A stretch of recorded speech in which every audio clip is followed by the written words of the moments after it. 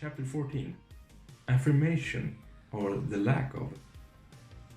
So, by affirmation I mean in your daily life, when you do your routines, your tasks, and whatever you want to do, you get from your environment affirmation on how you are doing.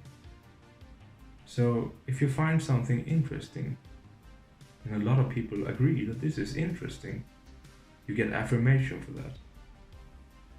But here in Sweden, during the last decades, if you were interested in, examining the points that I have been taking up in this video so far, if you wanted to examine them good and explain and seek the truth in certain aspects or subjects, it was made sure that no affirmation was given to this individual. Instead, stigmatization of that person was wanted.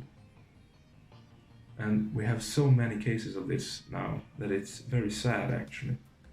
We have individual citizens that notice something that's interesting or weird, or perhaps a lie.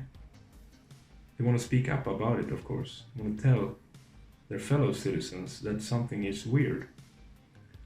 But they have been perhaps burned, marked by it. They've lost their jobs, relations, and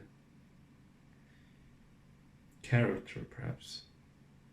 So they try to kill those people's characters by association or by delivering these truth that this is either racism, populism, or anything else that will lead to death and destruction.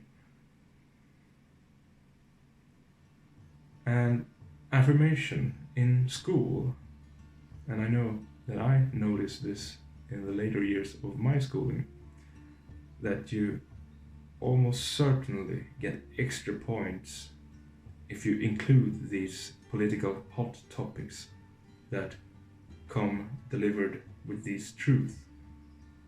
So perhaps if you write about the climate crisis and the truths within it, if you write about the migration crisis and truth within it, and the racism in our society and the truth within it, you get extra points in school.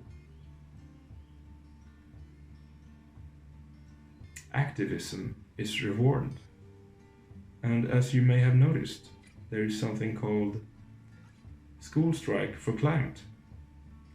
And in some cases here in Sweden, the students or the children, they were obliged to partake in these demonstrations for the climate.